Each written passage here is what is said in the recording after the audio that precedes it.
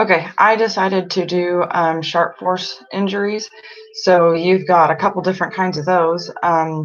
You've got the incised wounds, where it's basically like a piece of glass or like a beer bottle, but the distinguishing feature of that is to where you have more length in your wounds than you do have depth. So it's a sharp object that will lacerate at length, but not go very deep. Then you have like a stab wound where the impact is from a elongated, sharp-tipped object.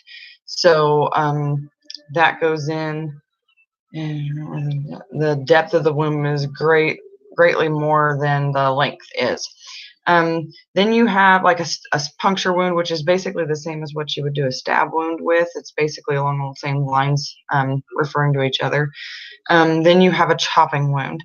So your chopping wound is like an axe or some sort of a tool that you'd use that like the edge is like sharp, but it's not like sharp like a blade would be. So it's more dull and it's meant for like chopping wood or something like that, or like a Halligan for firefighters.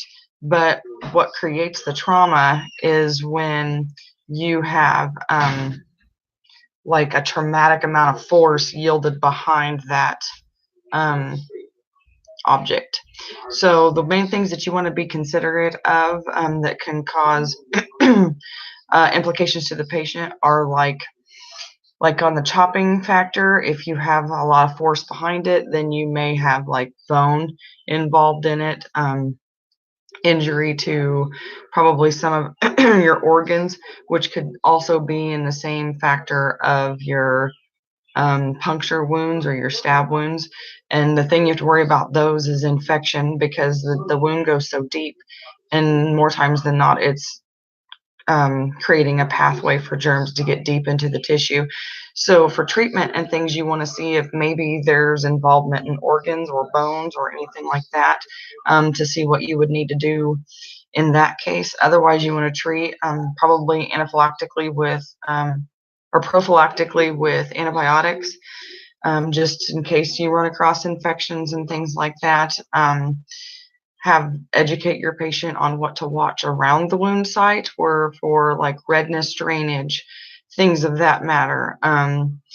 Have them keep an eye on the stitches that are put in there to may create infection, because again, you have an open wound that's creating an portal for infection to get in. And just make sure you educate your patient on what to look for and signs and symptoms of problems and things like that. Thanks.